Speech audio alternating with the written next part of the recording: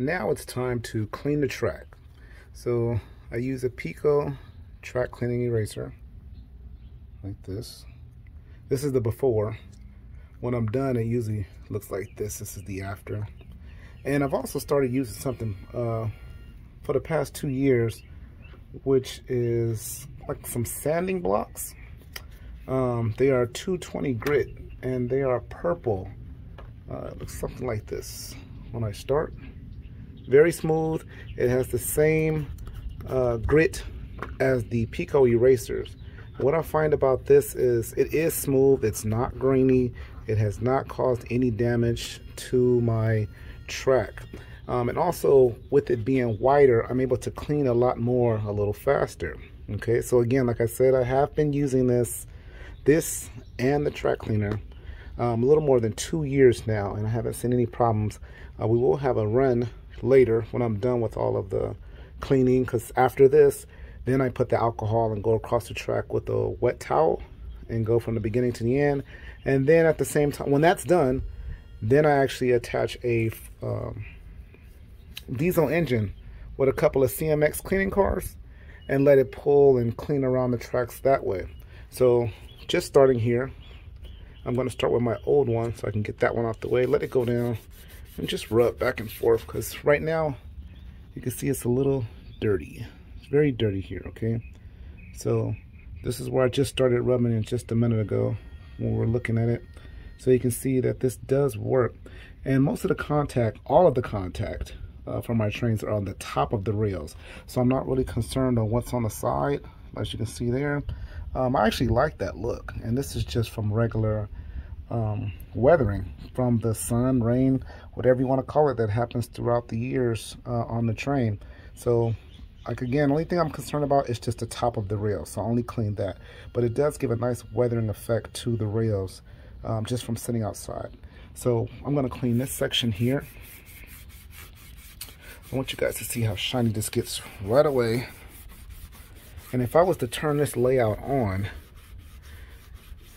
you could actually see the train go. And this pretty much, this process is the longest process as far as cleaning the tracks, because this layout is 500 feet.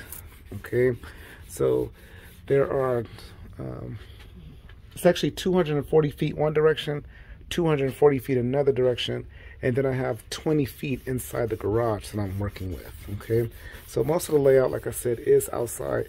This part does take some time in doing this, so I pretty much do this through the entire layout, like I said before. And I always start from the San Diego end, like I did before, because this is like the end of the line. So I want to start from the end and work my way to the front. Okay, so I'm going to give you a close-up of what has been cleaned so far, just looking at this one rail. And this rail is about 36 inches long. It's a regular concrete flex track, and as you can see, it is very clean already. Okay, even though it's been out here throughout the weather, sun, rain, fog, everything you can think of. Sometimes we do get hail out here too, so we do get a little ice. Sometimes if it's very cold, I will get some frost. Okay, all right, so this is now the other track that has not been touched. So you can see from the rail joiner the difference between the two, and you're gonna see it start getting dirty again. So right there, it's all dirty. This has not been touched, and this what has been cleaned from here, from the joiners on. Okay, so I'm going to continue on from here.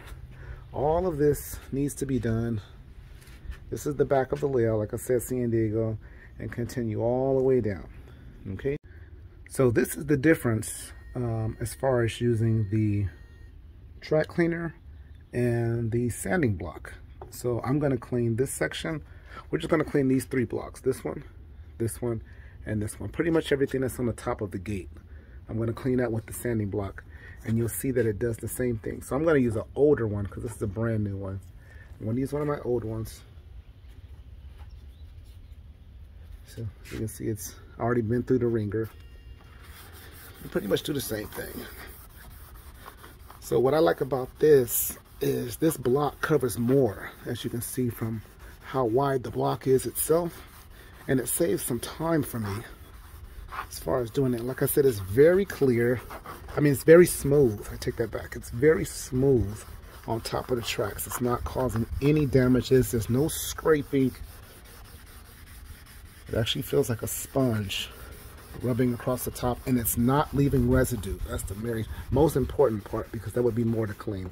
With an outdoor layout, when I need to really clean fast or really get some of that debris out of the way, I will use my leaf blower. Okay, so this section should be pretty good. And let's take a look at the difference. And as you can see, it's pretty shiny also. Okay, so we've done this section all the way around. Okay, and then the rail joiner is right over here.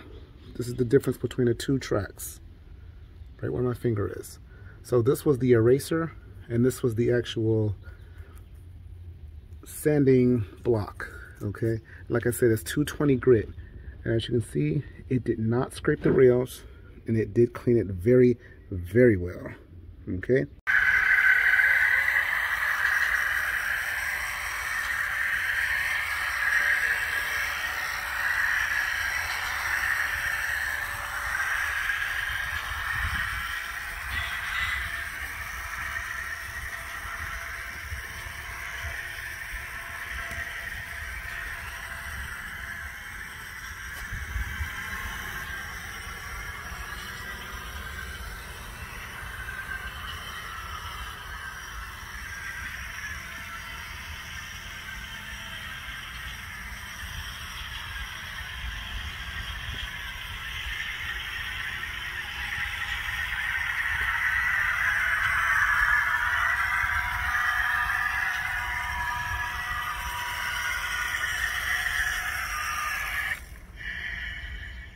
Okay, there's a reverse loop breaker.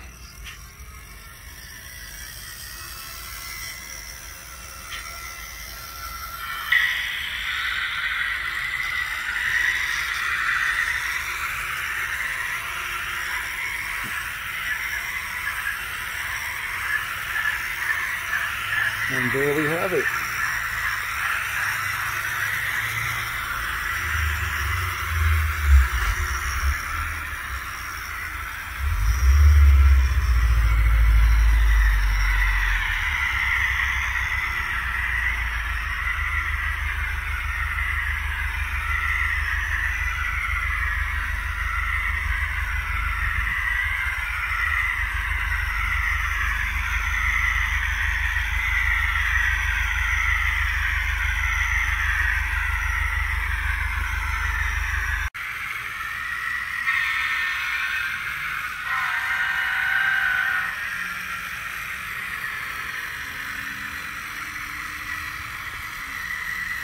Pretty cool the way I clean the tracks, huh?